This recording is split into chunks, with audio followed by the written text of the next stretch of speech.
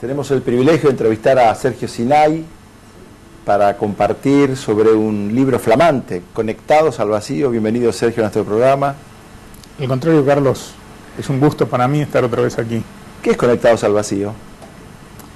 Conectados al Vacío es una reflexión, un ensayo y un llamado de alerta sobre un fenómeno en el que estamos inmersos como el pez está inmerso en el agua, sin darnos cuenta. Así como el pez no reflexiona sobre el agua y puede estar en un agua tóxica, pero no tiene el concepto de agua, nosotros estamos nadando en el mar de la conexión y llamándole comunicación. Estamos en un momento de auge extraordinario en la cumbre del desarrollo de las tecnologías de información y comunicación. Yo creo que hay que llamarlas tecnologías de información y conexión. La comunicación humana pasa por otro lado, es artesanal, fue siempre artesanal, será siempre artesanal, requiere presencia, requiere mirada, requiere escucha, requiere sentimiento. Y esto nada tiene que ver con la tecnología de conexión, no tiene nada que ver con esto. Hay una ilusión de que cuantos más aparatos de conexión nos rodean, más comunicados estamos. Un celular, 2 celulares, 4 computadoras, internet, mensajes de texto, chats, messenger. Y la verdad es que la incomunicación humana real, de persona a persona, donde el otro es un fin en sí mismo, alguien con quien construir una relación única, porque como no hay dos seres humanos iguales, somos 6.600 millones de habitantes en este momento en el planeta y no hay dos que sean iguales. Por lo tanto, la comunicación entre dos seres humanos es una pieza única, como es la pieza del artesano, que lleva tiempo, ensayo y error, y que no se puede repetir, no se puede con eso mismo después trasladar como una fórmula a otro lado. Mucha de la gente que está cooptada, digo yo, abducida por la tecnología de conexión, creyendo que está viviendo una comunicación intensa, paradójica y curiosamente, si la observamos, está cada vez más sola, tiene menos tiempo para el contacto real con un prójimo, con un semejante, con el otro, y va haciendo un reemplazo del ser humano real por un ser humano virtual. Entonces, ¿qué está ocurriendo en la era de las conexiones? Que se está desarrollando, digamos, hay una enorme conectividad y una enorme soledad. La sociedad virtual es una sociedad de solitarios, de la peor de las soledades, que es la soledad rodeada de una ilusión de compañía. Porque hay soledades en la vida de las personas que son elegidas, necesarias, algunas son padecidas, sufridas, que hay que atravesarlas, pero la peor de todas es la soledad en el bullicio, la soledad en la creencia de que se está comunicado, la soledad en la creencia de que se está con otro. Tenemos que hacer mi libro, Conectados al Vacío, habla de esto. Conectados al vacío, ¿por qué? Porque finalmente no estamos conectados al otro. Hay como una especie de círculo que se cierra dramáticamente en sí mismo. Esta desesperación por la tecnología de conexión nace del vacío existencial para mí. ¿Qué es el vacío existencial? El vacío existencial es el profundo agujero negro en el alma de las personas cuando los individuos no encuentran el sentido de su vida, no descubren cuál es el sentido de su vida, porque así como somos 6.600 personas diferentes, cada una de esas vidas tiene un sentido. Ninguna de esas vidas es una casualidad, tiene un sentido.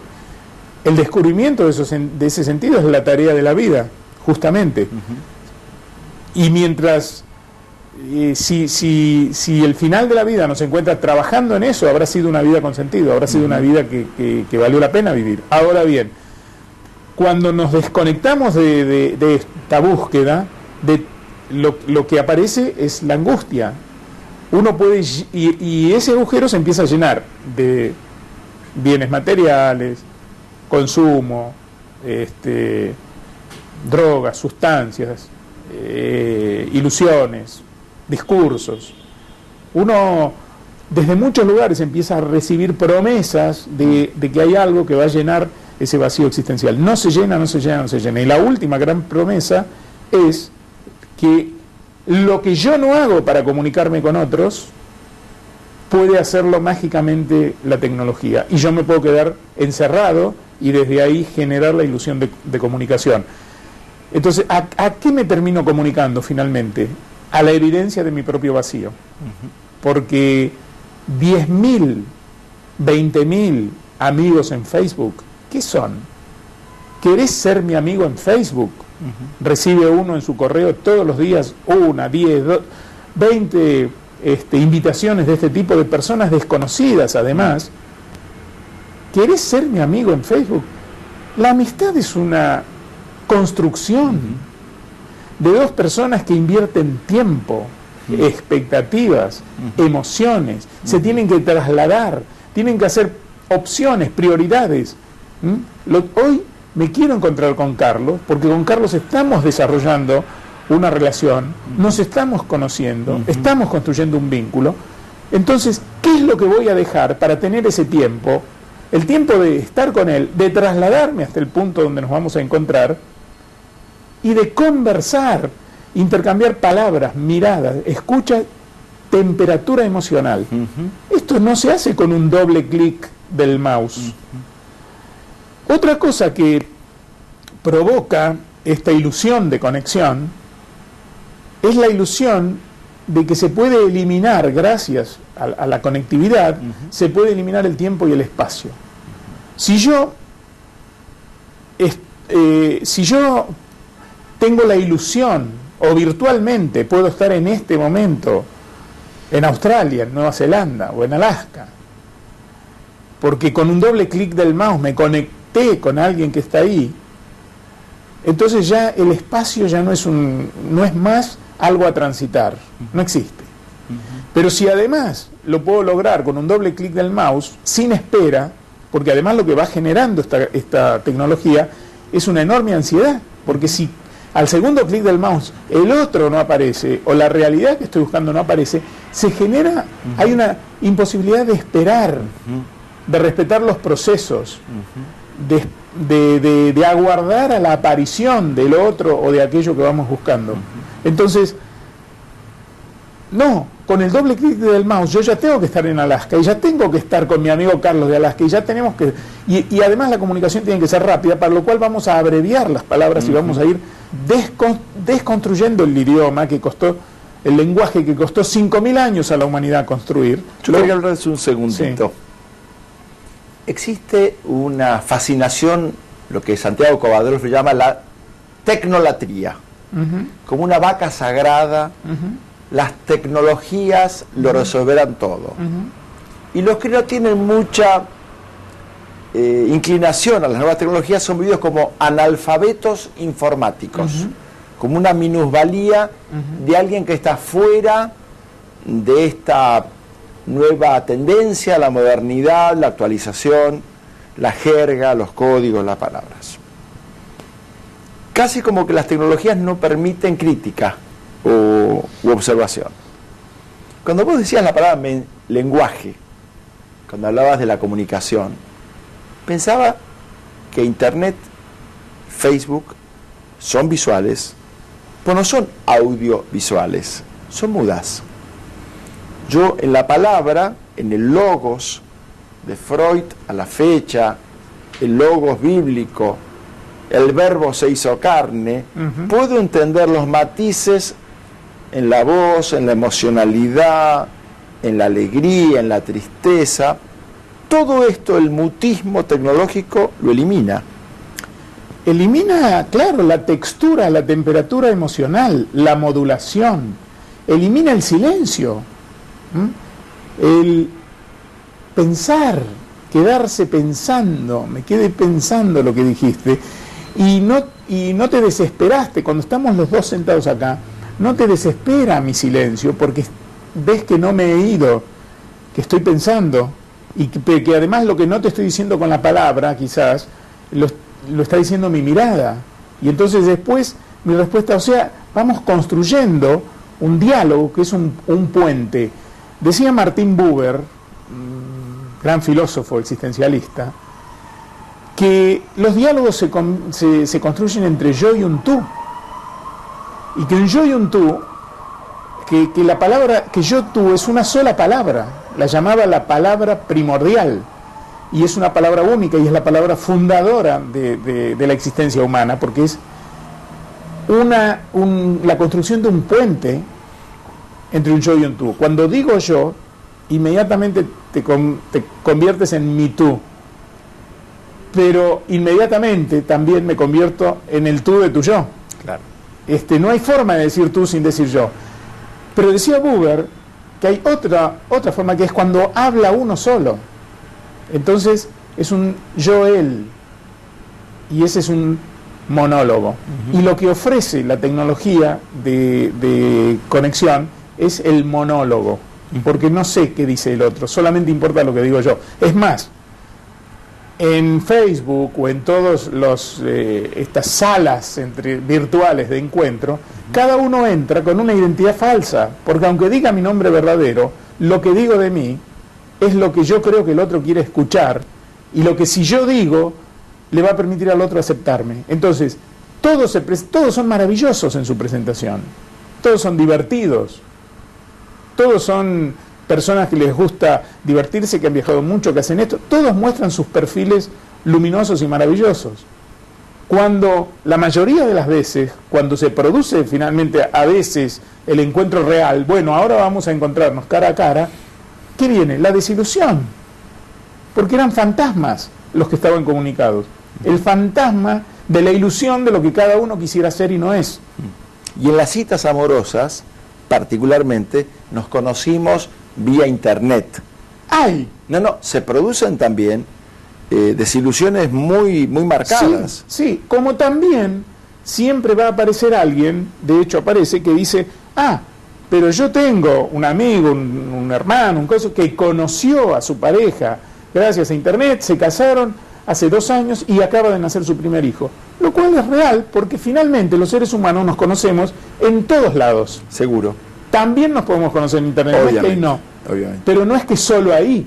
El tema es que no es solo ahí. Es que también ahí se puede producir un encuentro. Pero hemos delegado toda la posibilidad del encuentro al mundo virtual. Absolutizado, ¿no? Hemos absolutizado. Claro, parece que ya fuera del mundo virtual no es posible. Ahora, una cosa, Carlos, que yo creo que es importante decir ya, por lo menos antes de que, no sé si a vos, pero a mí, se me tilde de dinosaurio, es que... a mí también. Sí, es que yo uso esta tecnología. ¿Sí? Seguro. Me conecto por el correo electrónico, recibo, me resulta mucho más fácil para mí terminar de escribir un libro y enviárselo a mi editora a través de internet y no tener que hacer todo el viaje hasta la editorial para depositar una pila de hojas en su escritorio. Por supuesto que hay información que se consigue velozmente, hay vidas que se salvan porque se consigue de pronto un medicamento necesario que está en el otro lugar del mundo que nunca se hubiera sabido. Bibliografías, conocimientos médicos, tratamientos. Pero lo que yo creo es que hay que puntualizar que es una herramienta, que las tecnologías de comunicación e información son herramientas. Y lo grave, lo que está ocurriendo, porque las herramientas son instrumentos que el hombre construye para mejorar su vida. Sí, esto es lo que han sido las herramientas a lo largo de la historia. El problema es cuando entonces la herramienta es un objeto y el ser humano es el sujeto de esa relación persona-herramienta. El problema es cuando se invierte esta relación y el ser humano empieza a ser el objeto y la herramienta empieza a ser el sujeto. Y uno tiene que empezar a amoldarse a la herramienta todo el tiempo. No a carecer de tiempo, a tener que trabajar el doble para poder pagarse los últimos adelantos y no quedar afuera. Entonces se pierde hasta el sentido del trabajo. Hay gente que tiene que trabajar mucho porque está endeudada, porque se está financiando la computadora de ultimísima generación, el celular que hasta piensa por uno y todo lo demás, ¿no? Entonces, ¿para qué trabaja esa gente? Para la herramienta. El trabajo empieza a perder su sentido. ¿De dónde saca el tiempo que tiene que trabajar más? Del tiempo de sus vínculos. ¿De dónde saca el tiempo que le quita, dónde pone el tiempo que le quita a sus vínculos? En el chateo, en la conexión. Y bueno, además esto ya está generando también adicciones, patologías. Sí, sí. Pérdida del sueño. Bueno, hay patologías de última generación también, no solamente aparatos de última generación, patologías de última generación que acompañan a los aparatos. Vínculos que se rompen, gente que pierde el sueño, trastornos de ansiedad, pánico, porque hay gente que ya no sale afuera y cuando sale afuera y descubre que el mundo no es el mundo de la pantalla, de las múltiples pantallas que lo rodean, entonces tiene shocks. Me acuerdo cuando Peter Sellers desde el jardín sale a la calle y con su control remoto trata de cambiar la realidad. Sergio, las nuevas tecnologías parecieran ser como intocables y que solamente ofrecen bondades. Sin embargo, en tu libro, que he tenido el gusto de leer, aparecen como algunas advertencias graves sobre algunos destinos macabros con signo de interrogación grande sobre el futuro de esta conexión. Vamos a suponer que incluso mi hijo estuviera googleando y bajando información útil para su estudio, pero ¿durante cuánto tiempo lo va a hacer? ¿Quién va a poner el límite? ¿Quién va a administrar el uso de la computadora en la casa? Yo creo que en los hogares debería, en lugar de la computadora, salvo alguna computadora adicional de los adultos, tiene que haber una computadora, la computadora tiene que ser, el espacio tiene que ser público. Tiene que ser un espacio compartido y que a determinada hora cierra, como cierran ciertos lugares. No en la habitación del niño. En la habitación del niño yo creo que no tiene que haber ni computadora ni televisión. Correcto. ¿Sí? Porque si no, mi hijo duerme o está acompañado de personas con quien yo no lo dejaría estar si supiera quiénes son. Y sin embargo están adentro de mi casa y están en la habitación. Y por supuesto que allí se tejen tramas macabras a veces. Compartiendo con lo más preciado que es mi hijo y la educación y la formación. Absolutamente. Y esto parte muchas veces de una especie de autodescalificación de los padres que se dan por discapacitados tecnológicos y a la idolatría de la tecnología le agregan la idolatría del niño tecnológico. Entonces dicen, no, mi hijo es muchísimo más inteligente de lo que yo era de su edad. Entonces él me resetea el celular, la computadora, yo si tengo que hacer algo se lo pido a él. Si uno se tomara muy poquito tiempo, no es tan fácil aprender, porque todas estas tecnologías, como son masivas, están pensadas para que cualquiera la entienda. Entonces ese padre que se autodescalifica, si le dedica 2 minutos, no solo va a aprender una habilidad, sino que además va a tener un elemento de control para la mejor crianza de su hijo. Y digo la palabra control sabiendo lo antipática que puede resultar, pero lo necesaria que es cuando uno es quien administra la crianza de una vida que uno ha creado y frente a la cual tiene que ser responsable. Que uno ama. Y que uno ama. Y uno ama. Y que uno ama, Carlos, exactamente.